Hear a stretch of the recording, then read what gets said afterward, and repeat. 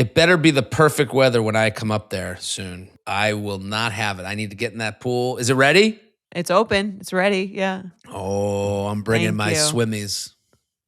Mike and I are more proud of this pool than anything else we've ever accomplished in our entire I would lives. be too. It's a 2-year process. Seriously. The pool took longer than the babies. Seriously. Hello and welcome back to the Friday Feels episode of the U Up podcast. I'm Jordana Abraham. And I am Jared Freed. It is so good to be back here with you, Jordana. I got my crab mug here, my favorite mug. It says, crabby till I get my coffee. And there's a picture of a crab holding 2 cups of coffee for anyone who's listening. Crab. An angry crab. You are really, if you move to Florida, do you just turn into someone's like grandma? Like immediately? Like I'm the tchotchke king. Yes. Seriously. Do you have them behind a glass break front in your dining room? You know, I had this theory. I had this theory that when men get a girlfriend or get into a relationship, you have all this other time that you used to use to try and fuck that you have to like put into something. Like I had a buddy that like he started baking biscuits and I was like, what? And he was like, yeah, I got really into the butterfat content and like that's why men have a shed. Like it's like, well, yeah. What's Mike into? What is Mike's display? Like, and if the guy you're dating has no weird hobby or weird thing he's into, he's cheating on you. He's cheating on you. Yeah, it's over.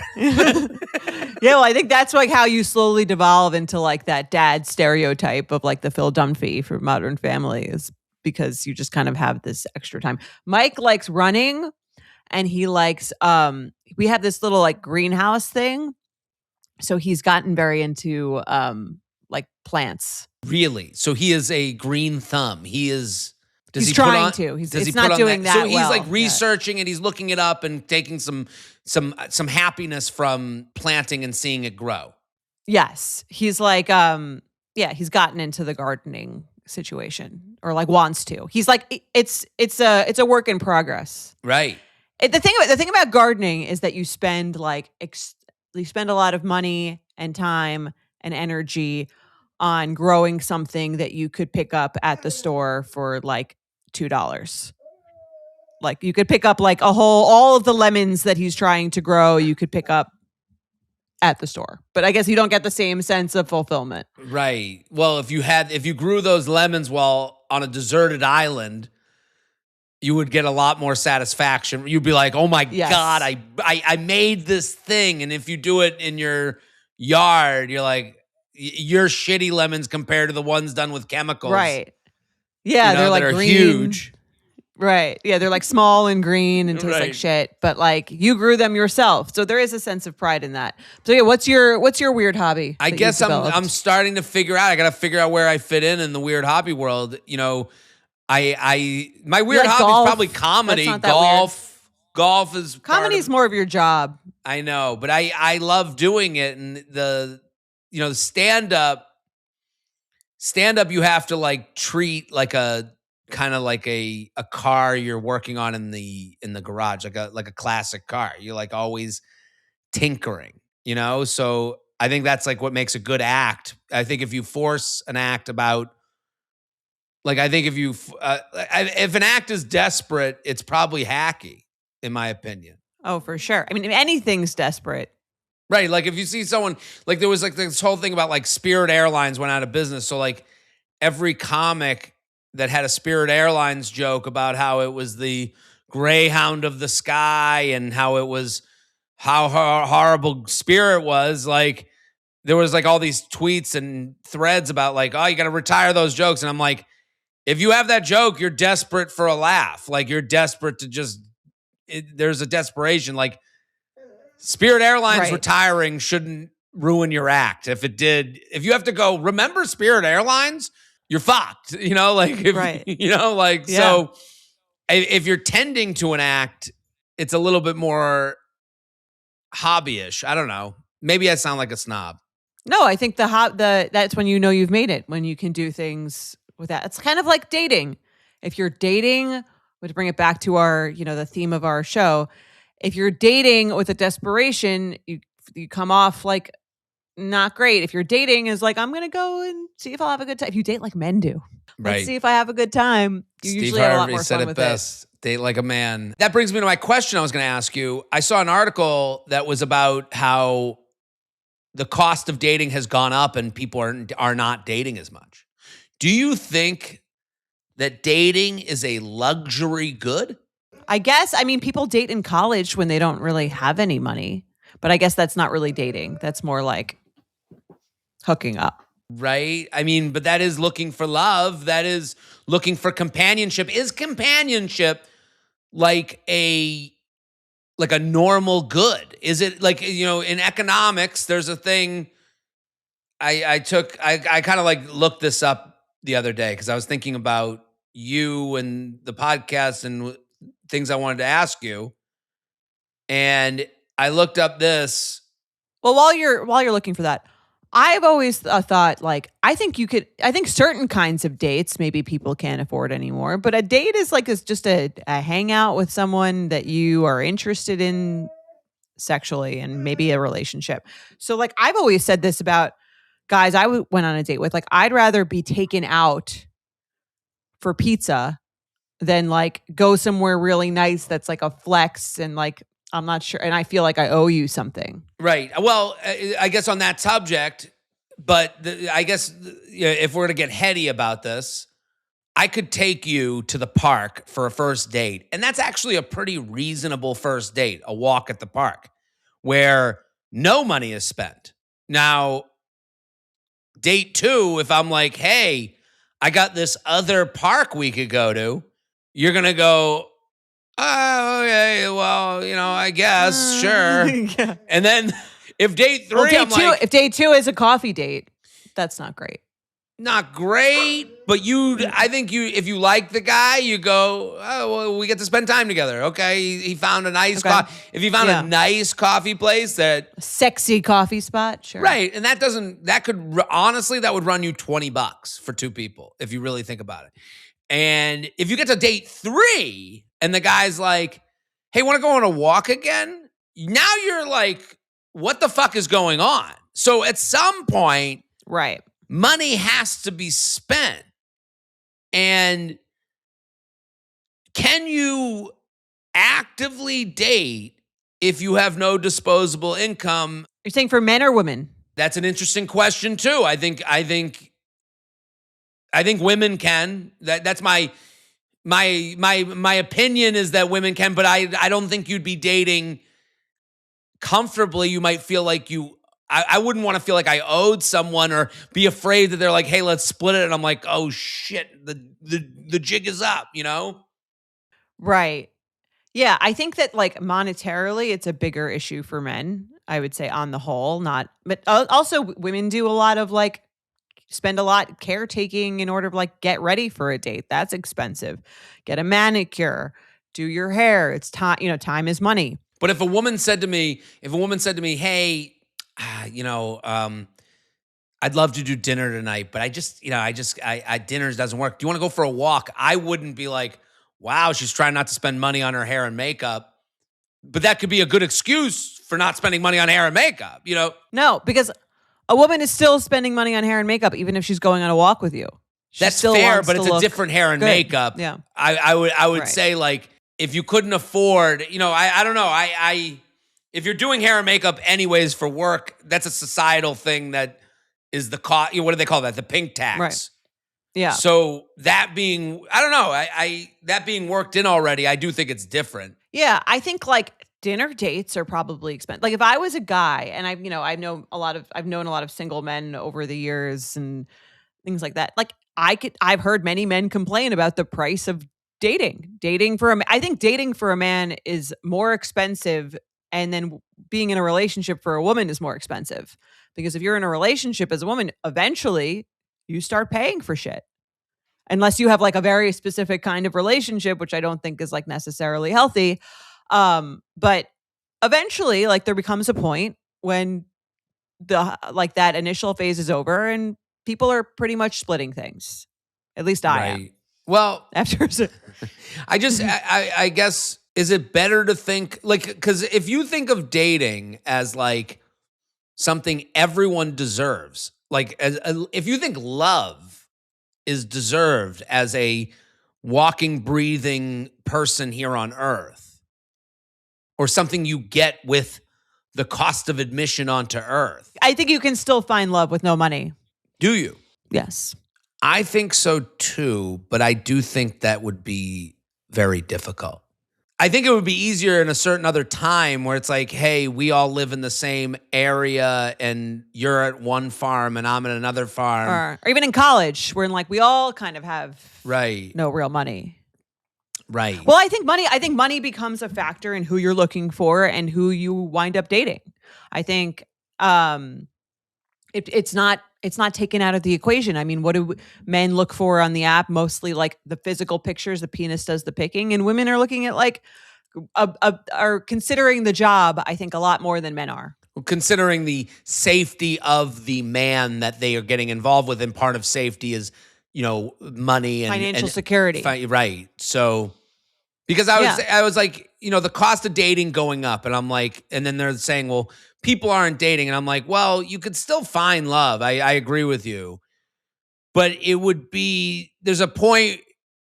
I think because the dating apps, and we're going to get to this new Bumble feature, the dating apps cost money. So now you've created a scenario where there is a cost of admission to dating for some, if you consider the dating apps like the option where you can only find, love, or as part of the pie chart of where you could find love. Now it costs money. There's an actual price to it. I mean, maybe to date in the formal way, and just like think like anything else that limit your options. If you can't afford to buy a drink for someone, yes, a lot of people won't be interested. Just like anything else that you have or don't have. No, right? you're right. Like just like the woman with her gap tooth from last week. The gap. Some people won't be interested. That's right. Okay. That sucks, but then the breaks, kid. Let's get into this Bumble feature. So tell me about the Bumble feature, because you had read about it.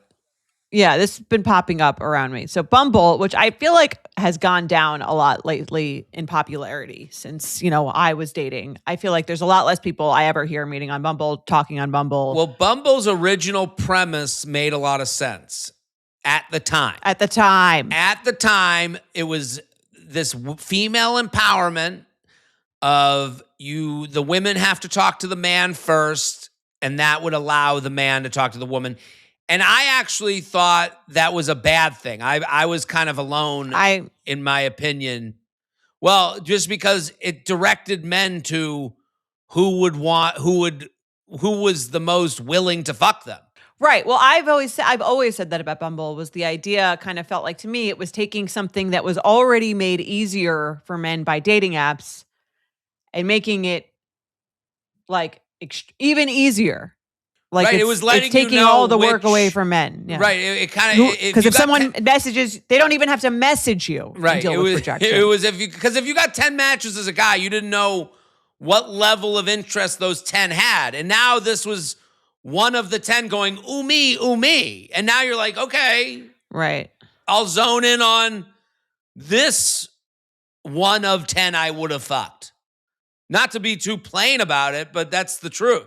And I've also heard anecdotally that the new age of up and coming daters, gender is just much less of a construct for them. So they're like turned off by an app that that limits things by gender. Right. And Bumble made a ton of money and had, Whitney Wolf, I think is her name, who started it. Yes. She's back. She left and now she's back. So she's back to reignite a company that she started. So now they're changing the app. So they're trying to fight dating burnout by moving away from swiping and adding an AI matchmaker called Bee to help people make more meaningful connections. The new Get feature, it? Like a Bumblebee? A Bumblebee. Listen, Whitney is a creative genius. We have to hand it to her. So Bumblebee, the AI helper, is going to help The AI dating assistant B, rather than endless swiping, B learns your interests, lifestyle, and relationship goals to automatically present you with highly compatible, curated matches. Chapter-based profiles. Traditional static profiles are being replaced with story-driven introductions. This allows users to share more detailed personal narratives rather than just basic photos and a short bio. AI profile and photo guidance. The app features built-in AI tools that analyze your photos and provide real-time, actionable feedback to help you build a conversational, authentic, and highly engaging profile. Dates feature a dedicated tool designed to specifically help users smoothly transition from online conversations to real-life meetups. Message first adjustments. To accommodate modern dating habits and reduce user fatigue, Bumble is altering the long-standing rule that required women to send the first message in heterosexual matches while maintaining the overall ethos of the feature. Okay, so they've heard us talking shit. They're basically saying that like they're getting rid of the thing where women have to message first. Right. But they're keeping the ethos, which basically means it's a safe place for women. They're still like, what a load of shit. Them covering their ass. Yes. Yeah. So they're saying they're basically doing a woo-woo thing there. They're saying the ethos, we stand behind women, but also we're changing how you message and the men can message. We're getting rid of the thing. We're getting rid of the only thing that differentiates. Okay, but we're adding a new. We love women. That's what they're saying. Yes, basically. Yeah. Well, I want to ask you, as someone who hates AI, I'm fearful of it. I'm admittedly fearful of it. And who has only recently exited the dating scene. Yes. What are your thoughts on this? Would this make you more likely to use it? I don't think it changes likely, not likely. I think there's a tool out there that can help you meet women. That's a tool that I'm going to download when I've had a couple martinis and I'm feeling a little lonely. Like, I don't think that changes how I get on the app. And then I'm going to go, oh, what are the rules of this slot machine? Because of the dating apps are slot machines. It's a different game. Right. Let's see. This is the new game. This is the new gamification of how I can find a living, breathing human to maybe touch my penis. And I'm making it sound gross on purpose because this is the monster that you're dealing with on the app. Like, this is how men are treating the app. They're not going, ooh, new dating feature. Maybe Bumblebee will find, like a fairy godmother, help me find the love of my life. That's just not how men enter into dating. I do agree that this feature is more geared towards women. Right. And I could see being into this as someone who likes AI and didn't like Bumble. I think if there was like, and this would address a lot of what women deal with, is like, okay, let's say AI is going through all these profiles and then they can present me with a profile and say, hey, this person meets this, and this that you have that listed that you want on your profile. A few issues, they might not have this, they might not have that. It says that they're looking for this and you're actually looking for that. But overall, we think it's a pretty good match for you. I'd like that. I'm with you. I do think, again, why I get on an app and how I feel on the app are two different things. So I think male or female, everyone wants to be told this person is an exciting match for you specifically. Right. And that's what the AI Bumblebee, at a certain point, you forget that it's all ones and zeros and data.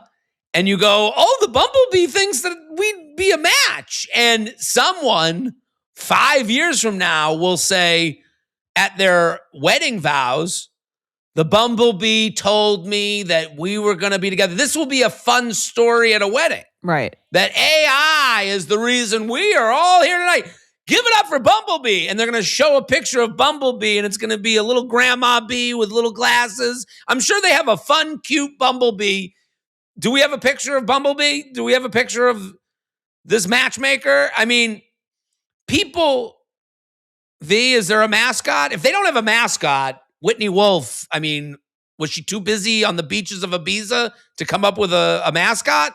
Bumblebee, if it's not a cartoon bee that's an old woman bee, get out of here. If there is no old woman bee with a little cane and a fun sweater and a little poof of white hair, then I have issues galore. But I'm just saying, I do think people want to be led to water. And the thing that lacks on a dating app, and what I do think is good about this, is an invented feeling of excitement where someone or something has said you two would be good together. That's the problem with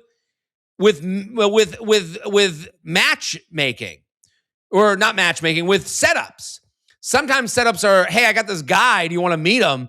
And I think it's a responsibility of the setter-upper to be like, hey, I was thinking of you, and you seem like someone really good for my friend Bumblebee. You know, like I think, so I do think this is in the vein of, if I agree with the idea that like, it doesn't matter that it's AI, it's just someone telling you, hey, we did some math and we think that this would be a good match. And it might help run you up the mountain that is a tall mountain when you're miserable on dating apps, as I have been. So my issue with it, so that's the pro. The pro of this is something is at least telling me that it's a good idea for us to meet. The con of it is that it takes away any effort to have a personality. Like all AI. Right. We've basically, AI is a crutch for the charmless, to me. So it is invented charm. It is invented, and I think a lot of women will get duped by that because they're pushed to go on dates and push themselves to go on dates more than men.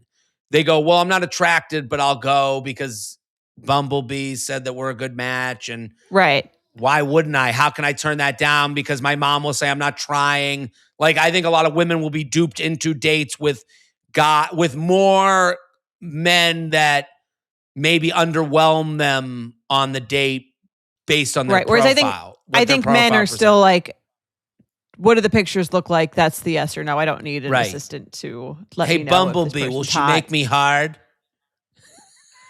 That's all you have to ask the Bumblebee. All right, let's get into our questions. Let's get ready. Did I ruin Bumblebee? Hey, Bumblebee. We'll find out. Let us know. Let us know you're using Jared, it. let me just check my numbers on this one. It says that X plus Y means boner for you. Gotta ask the algorithm. All right, I'll read our does she like touching balls? Does she put a finger in the butt during a blowjob, Bumblebee? Like, I just imagine myself drunk talking to Bumblebee. Well, you should try that as an experiment for the show, even if you weren't in a relationship.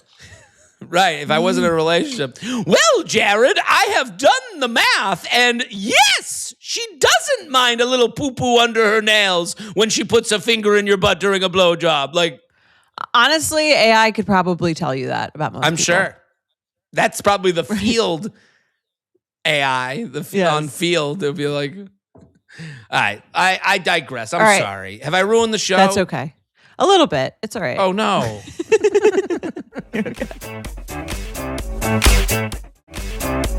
All right, let's do an icky or picky. I will read it. Okay.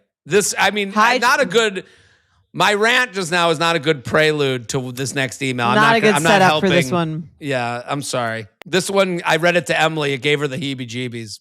I'm glad we're on the same page. Okay. Hi, J&J. I, 20 female. I'm a college student. I love that we have college students. What generation is that now? I think 20. Gen Alpha. How old are you if you're 20? I think this is deep Gen Z. No, it's Gen Alpha, apparently. Is it? Wow. Elder Gen Alpha, probably. Yes. An elder alpha. I love that we've got the alphas here. No, I actually read this and I'm like, I think we're going to actually help this woman. Oh, it's still Gen Z. Is it still Gen Z? It is Gen Z. Okay. I think we're going to really help this woman. I hope she's listening because this is an interesting email that I feel uncomfortable answering. I don't. Let's get into it. Okay. I'm happy you feel okay. Yeah. All right. Hi, J&J. 20 female. I'm a college student. A few weeks ago, I matched with a guy, 21 male, who also goes to my college on a dating app. We have been talking every day and slightly flirting, but still haven't met up. We are both too shy to ask the other, I suppose. Although I have hinted about hanging out, I know I should be more upfront. A few days ago, he mentioned something about saving my photo, and I asked what for. After some convincing, he admitted that he had saved it essentially to masturbate to it. I told my roommate, since I was quite shocked. She immediately said I need to block him and that he most likely only wants sexual things from me. We asked another friend, and she also agreed it was super weird and creepy. The thing is, I don't really feel that all that weirded out. I don't know. I've never done that sort of thing to someone I liked, but I also assumed it was kind of normal. However, the part about him maybe only wanting a sexual relationship did make me uncomfortable. His dating profile said he was looking for something serious. He's 21. His dating profile said he's looking for something serious. So, of course, I assumed that was what he wanted. Something serious in college is like holding hands at Chipotle. Seriously. My friends are saying he could be lying and it could just be a front so he could get girls to talk to him. I kind of thought if that was the case, then he wouldn't have talked to me every day for multiple weeks. This is the first time he has said something like this, so I guess I just want to know if this is something I should be concerned about. I love this email. I do think, even though it's written by a college student, it could be helpful for anyone who's dating. Yes, anyone who's dating someone who says that they masturbate to their profile picture. Well, I will make this relatable to a 50-year-old woman, but before we do, we have to acknowledge the disgusting in the room. I read this to Emily because I was like, I don't know. These are the emails that make me feel uncomfortable because I could sit here and go, fuck this creepy incel. He should be arrested. Like I could stand on a high horse. I could get on a soapbox and tell you how creepy and horrific this guy is. I think this is, but I can't do that because this is a young man learning how to be a young man. This is high school, college young man has the tools it has these tools that are dangerous tools, the internet. And again, this is me being empathetic to a young man trying to figure out how to be a better man. And I hope for that. I am more hopeful than I am pessimistic. Okay. Young men ask for pictures from women because they are attracted to them, and at some point they will masturbate to them. All of them? All of them, some of them, most of them. I'm just saying the act of this, and I find her being like, I wasn't that weirded out. I understand that. I think that's okay to not be weirded out. But her confusion comes that effort on a dating app means actual effort. And that's not the case. She's basically saying, I assume men ask for pictures from girls they like because they want to masturbate to them and they want to get married to them. And then they want to have a long-term relationship. Right. Yeah. Well, it's funny because you're like, this guy is figuring out how to date in his 20s. She's also figuring out how to be a better buyer of men or how to look out for part of a man's education is how to pick up women, right? And part of a woman's education is how to weed out the disgustings from the men who were going to be like, treat them nicely. Right. Right. Or the way they want to be treated. Whatever. That's why this conversation is uncomfortable for me. Not because there's an age where I'm like asking for pictures from women that I'm on AIM with, and I'm like, and why am I doing that? Not because I want to be in a relationship with them, because I want to. That's hot to get a picture from a girl you find hot. And then over your life, you go, that's not what you do. That's not the right. You don't do that. Right. That's not what she thought when she was giving you the picture. Right. And I'm not saying that I'm masturbating all these pictures as a young kid. I'm just saying, again, I'm trying to give myself some leeway here to not be a total creep. But I'm like, right. Just the act of asking a girl for a picture because you find them attractive is the hot part. Is the thing, He didn't ask her for a picture. He said he downloaded her profile picture. He saved her profile picture. Right. And he's trying to make the conversation more sexual by telling her that he's masturbating to it so that she'll somehow give him a sign that she is in for sexual too. That's why he's doing this. Yes. In a clunky, horrible way. I just think I just think he's a dumb kid, and I don't think he's a monster. I mean, he's honest. He said this to her. Like, I don't think there's anything. Listen, it would be a deal breaker for me, especially now at my age. Right. If I was looking for something serious, that would be a deal breaker for me. Not the fact that he's doing it, because again, I assume many men are doing it. I don't have an issue with what anyone wants to, do you want to masturbate to my picture? Okay. On your own time in the darkness of your own home. Time. Yes. Right. How am I can't control that. And that's also like flat. I think if there's like a little, she's like, I'm not weirded out. It's a little flattering. I mean, it's a crude way of showing that you're attracted to them by admitting that. Yeah. I would find if I was attracted to someone and I found that out, I would be like slightly flattered, but I wouldn't be flattered by them I wouldn't want them to tell me that. Right. Of course. Unless we were already like deeply into what you could tell someone if you were like dating that person and then you were like, that was like a little thing that you told them as like a little funny thing about when you first started dating, or something in the moment that was like hot sexually. Well, that's why her friends are saying block him, because they know you're looking for something different. Right. They know you're looking for a relationship with someone that maybe one day you guys experiment sexually and pictures are involved with that experimentation. You're not looking to date, to hook up and just, and your friends know that about you. That's why they're like, walk away from this. And that's not to say you're stupid or dumb. Usually we say the friends are annoying and wrong. These friends, I think, kind of do have a pulse on what's going on here. They know her enough to know this isn't what you're looking for on the dating app. And again, I'm going by what the conversation she told us she had and how I'm assuming she said the same thing to her friends and their takeaway was like, this isn't what you're looking for. Block him. Right. Which is fine. Yeah. There were two things I wrote down from her email. You ready? I'm ready. That I think anyone can learn from. She writes, we are both too shy to ask each other, I suppose. You are not a we until you have publicly stated you guys are a we. You are not a we on a dating app. You are an I. I am too shy to ask. Do not make assumptions for the person you're talking to on the other end. To say we are too shy. No. You are too shy to ask. He is not too shy to tell you that he's masturbating to your pictures. Right. And he's not a shy guy. No. Anyone who says that to someone, it's not Mr. Shy. Right. And he's trying to get you to agree to his terms via this kind of shady way of going about it. Yes. Okay. I think a lot of like early dating for women is kind of rooted, which is why I love this show. A lot of it is rooted in the idea that I think women think that everyone, or that men, heterosexual men, think the same way about sex and dating as they do. That everyone wants the same thing. And I think this is an education for her in the fact that like that's not really the case most of the time.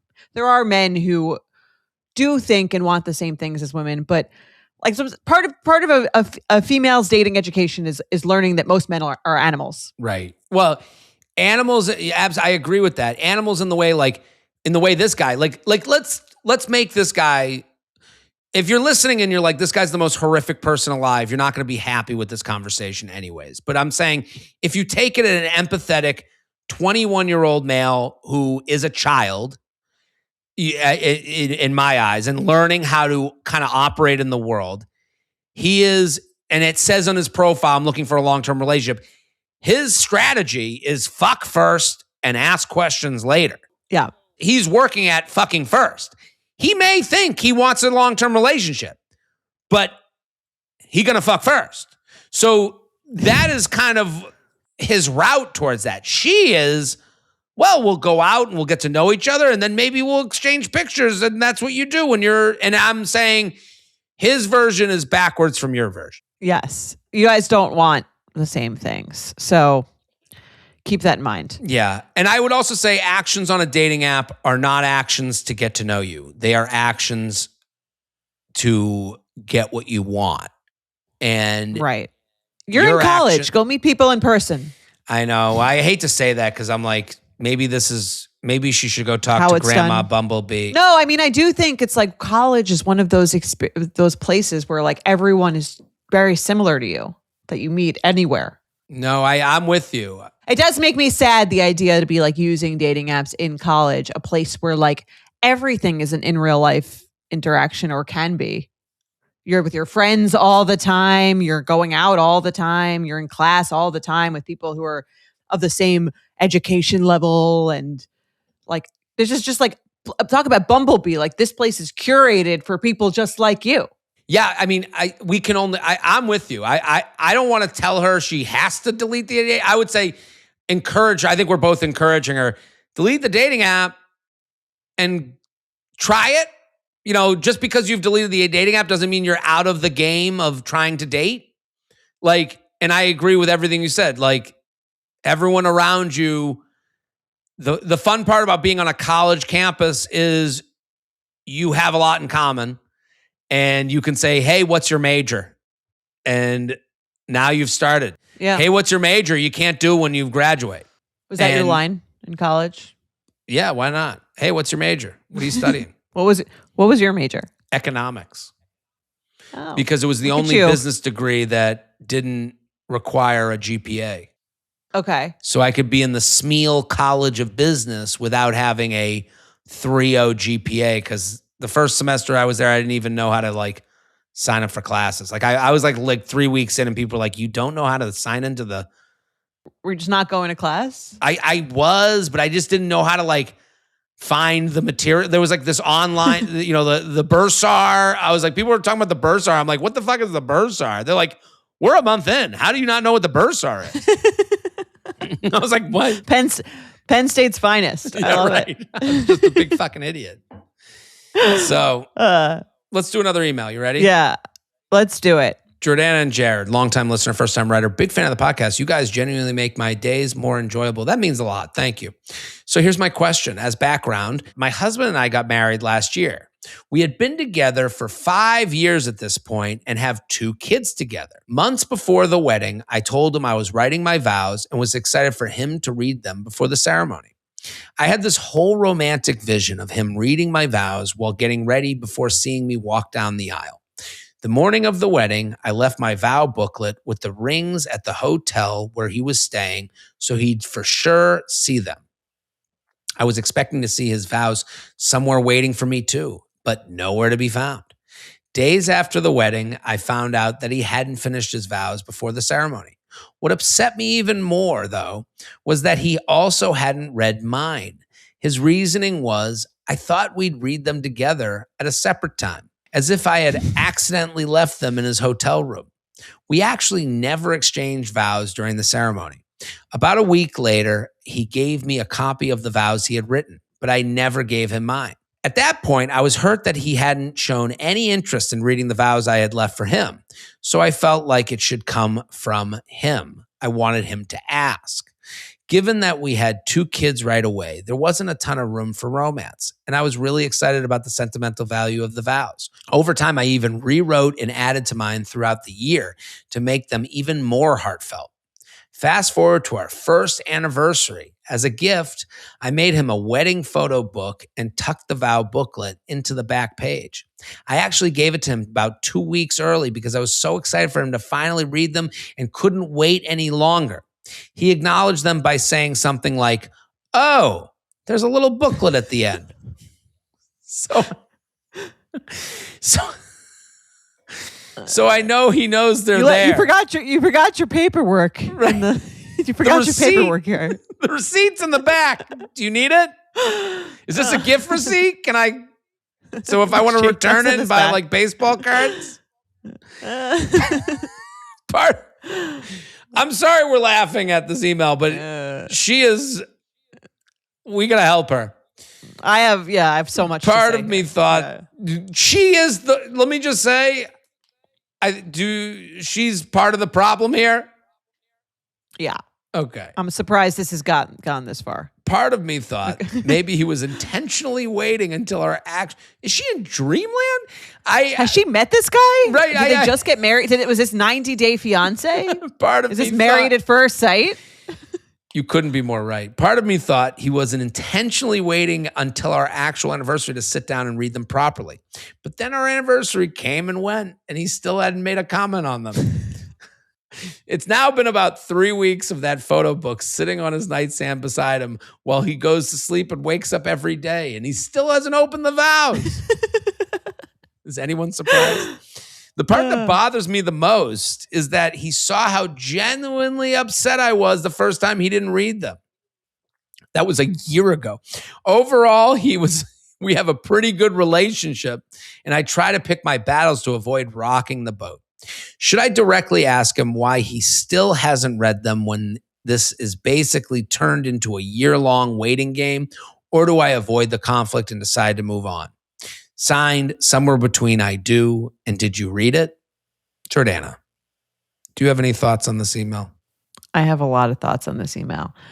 She's setting herself up to be like miserable here. I know. I feel for her. We're laughing at it because she's repeating the same thing over and over again. Yeah. Okay. I'm going to have to tell you this gently. And I don't want you to think you have to get divorced. I don't want you to think that I think this guy's a bad guy. This guy, your husband, doesn't give a fuck about these vows. And that doesn't make him a bad person. That doesn't make him a bad husband. He might be a great husband. He might be a great person. This is not what he cares about. And I will say, I'm married to a guy that doesn't give a fuck about cards or words of affirmation. I could give my compliments until the sun goes down. He doesn't give a shit. I do like that, right? And this is something I've been with him a long time. This is not something I knew immediately. That's why I'm like, has she just met him? Like, you're marrying someone. I'm surprised she doesn't know this about him. That the vows is not something that is like a way he feels connected to you. Maybe it's something else that he feels connected to you. He doesn't care about the vows. He's not reading the vows because he knows you expect some big emotional thing. Doesn't really sound like him. That's not how he likes things. Like I constantly talk about how I always want a card from Mike on like an anniversary or birthday. I like writing cards, right? But Mike doesn't care about a card. So I don't write them for him. It's ironic because he writes me all these cards and I don't write any for him because I know he doesn't care about them. He's not like, it's not like he doesn't care, but he's like, take it or leave it. And I put a lot of effort into the card. So I'm like, I'd rather write a card for someone I know really loves a good card, loves a good compliment, loves a good words of affirmation kind of thing. So I don't write them for him and he doesn't care at all. But he writes them for me because I do. Right. When he wrote the vows are for you. He doesn't care about getting them. Right. She's confusing hope for a plan. There's a guy who used to be a GM in football, Mike Lombardi. He says this all the time. Don't confuse hope for a plan. She writes throughout this whole email, I would have hoped. Yeah, this is a big scavenger hunt that he doesn't even know he's on. And we're not even saying, I like that you said you're not saying divorce him. No. I'm also not saying don't make him into this I'm not trying to make him into a great guy. We don't even know how he is. Because as you wrote, overall, we have a pretty good relationship and I try to pick my battles to avoid rocking the boat. That tells me the whole story. I would say overall, you have no idea what type of relationship you have because you don't rock the boat, because you don't let him know when you're upset and what you expect. You never find out when he's performed based on what you've asked for. And there's no negotiation, there's no discussion. So right now you're living in a dream world where you hope for all these nice things to happen that you've dreamt up, and then you never see whether he cares enough to make the change to do them for you. Yeah. Like Mike writes you the letter because you said, hey, I'm pissed. I want a fucking letter. And now you see how much he cares about you because he does something that means nothing to him, but means a lot to you because he's in a relationship with you and he cares about your happiness. Yes. This person doesn't know. Right. I mean, and I would say, like, it's funny. I agree with you about the rocking the boat thing. Like, Mike and I used to fight a good amount when we first started dating. And it's because we rock the boat. Like, rocking the boat gets you to a very peaceful island if you can do it effectively, I think. Because, like, then you're not about to get married and you're like, why doesn't he care about the vows? Like, ideally, by the time you get married, you're like, I know this person. I know they don't care about the vows. I just care that he wrote me good vows, or I'm not okay with that. And this isn't the right person for me. Right. It's kind of like, that's why you need to fight in the beginning. You need to like, that's Arguments how you, are communication. can get to the other side. Yes. There's no communication here. Yeah. There's so many instances. There's just testing. There's Right. just testing and testing and Secret testing. tests. And yes. Well, that's why I mean, the Mother's Day thing, I think I told you about before. It's like, I'm not waiting for I'm not waiting for Mother's Day morning to be like, oh, you wanted me to make a reservation. I'm telling the person a few weeks ahead, this is what I would like. This is what I expect. This is how I feel if you don't do this. I think it's always good when we personalize these. Maybe like that, like, because I don't know if she's going to get the message. If I could personalize this email, Jordana, she wrote this.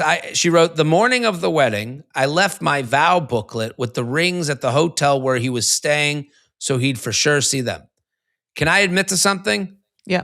I have no fucking clue what a vow booklet is. I didn't even know it existed.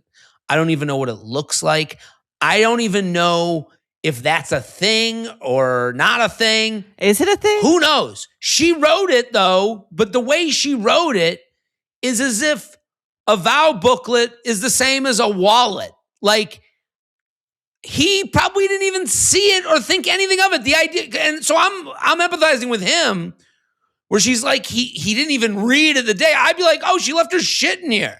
Yeah. So like, if you don't believe us, I'm telling you, I have no idea what the fuck you're talking about, and you're writing this assuming everyone knows what a vow booklet is. Yes.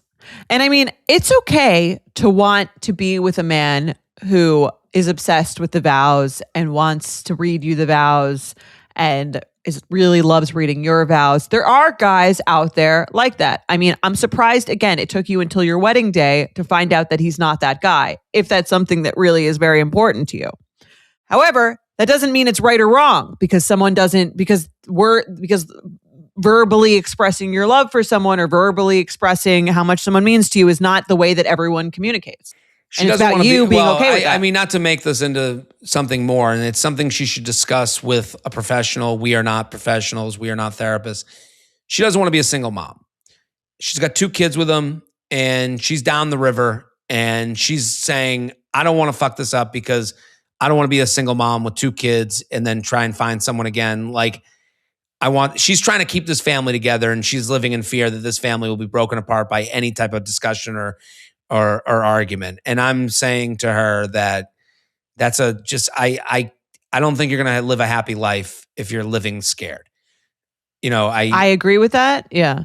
I just think she's living scared, and I feel for her, because this whole thing is like her wishing upon a star. I think it's like the time for testing is over. You need to express what you want. And because the sooner you ask for what you want, the sooner you find out if the other person can give it to you. Right. So stop leaving hints. You're in an adult relationship. You have 2 kids. You got a lot of shit going on. Just make it easy on yourself. Make it easy on him. Say, this is what I would really like. This is what would make me feel great. And then you'll find out if he can do it or not. I read this email to Emily and literally said to her afterwards, I go, if you're mad, just tell me, please, so that I don't live in this like weird, treasure hunt that I don't know I'm on. Like, I just want to know what I need to do. Like, and again, we don't know with this guy might be a great husband, father, dad, but we don't know yet because he's never been put to task. And he might be annoyed at all the guessing games. That might be what's turning him off more than having the fight. Leaving a little sprinkle of the paper of our vows that you now have to puzzle together, and you didn't make the puzzle if you wanted to read the vows. Like, who has time for this? Just tell him you want him to read it. I just remember, I'm thinking of him she said he wakes up every morning, doesn't read them. He's just happily waking up. Big day we got. She's here. like seething. She's just seething, writing her email to a podcast. Right. I don't want to live that way. I don't want to live constantly disappointing someone I have no idea I'm disappointing. Right. Well, that's the thing. That's why you've got to get those early battles, as she calls them, right. or like You got to rock the boat a little early. I write about it in Walking Red Flag, dating advice from your favorite guy friend, which you can pre-order. Please pre-order if you haven't already. I talk about 10-cent fights versus $10 fights. Like you want, Would you call this a 10-cent or a $10? We're at a $10 fight now because she saved up all the 10-cent fights. You know, there were so many other small arguments she could have had that would have helped communicate more than this now $10 fight where I don't think you care about our marriage because you never read the vows and they've been sitting next to your bedstand for a year. Yeah. I talk about this, and I was a person that always avoided 10-cent fights because I wasn't really invested enough to have, to figure those things out, or maybe I was afraid to commit more. And that's why I would never have those arguments. And because having those arguments meant that we were becoming a stronger couple, and maybe I was avoiding that. So I think 10-cent fights, if someone won't have them with you, then they're not really looking to be in a relationship. Or they're afraid of losing what you have. And that seems to be the case here. So, Jordana, we solved dating again. We did it. We'll be back next week. Boom. Bye.